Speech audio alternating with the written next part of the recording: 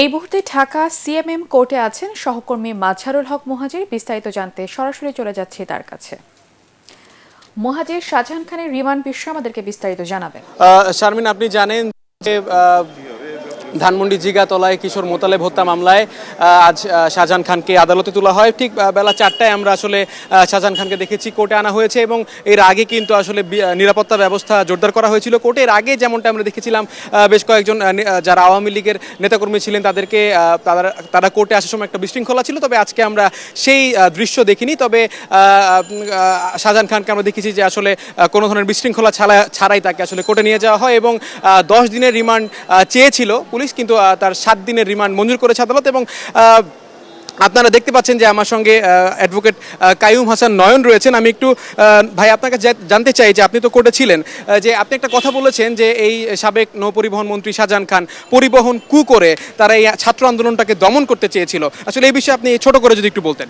জি, ধন্যবাদ আপনাকে। আপনারা হয়তো জেনেছেন এই যে বৈষম্যবিরোধী ছাত্র আন্দোলন এবং বিগত 18 সালে যে আপনার যে ছাত্রদের যে নিরাপদ সড়ক আন্দোলনের এবং এই বাংলাদেশের যত গণতান্ত্রিক যত আন্দোলন, স্বাধীনতার আন্দোলন, মুক্তির আন্দোলন, জনগণের মুক্তির আন্দোলন, রাজনৈতিক দল যারা যেটা ডিক্লেয়ার করে সেই আন্দোলনে এই শাহজাহান খান যেখানে যে একটা পরিবহন কু করে সমস্ত পরিবহন বন্ধ করে দিয়ে এই বিরোধী দলের যৌক্তিক আন্দোলনকে নস্যাৎ করার জন্য তার একটা আমরা বিগত 17 বছর দেখেছি যে তার একটা নীল নকশা সেই বাস্তবায়ন করেছে। এবং আমরা আজকে শুনানিতে আমরা রাষ্ট্রপক্ষকে আমরা অ্যাসিস্ট করেছি।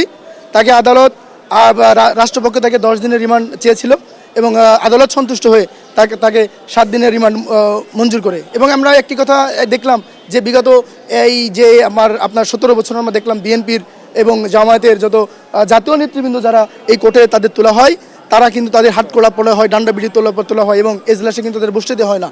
কিন্তু শাহজাহান খানকে দেখলাম সে কেমন জামাই আদর করে তাকে মনে করেন যে আপনার হাতকড়া ছাড়া এবং তার জন্য আদালতে চেয়ারের ব্যবস্থা হলো। আমাদের সাধারণ আইনজীবীর বিক্ষোভের মুখে তাকে আপনারা একটা আসলে বিক্ষোভ করেছেন এবং আপনারা তৎক্ষণাৎ একটা প্রতিক্রিয়া কিন্তু জানিয়েছিলেন।